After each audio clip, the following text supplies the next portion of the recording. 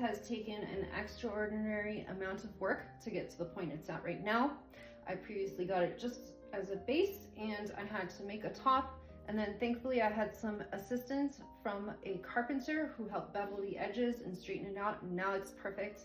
I primered it and now it's ready to paint. I'll be using Kacha's Eclipse to start with.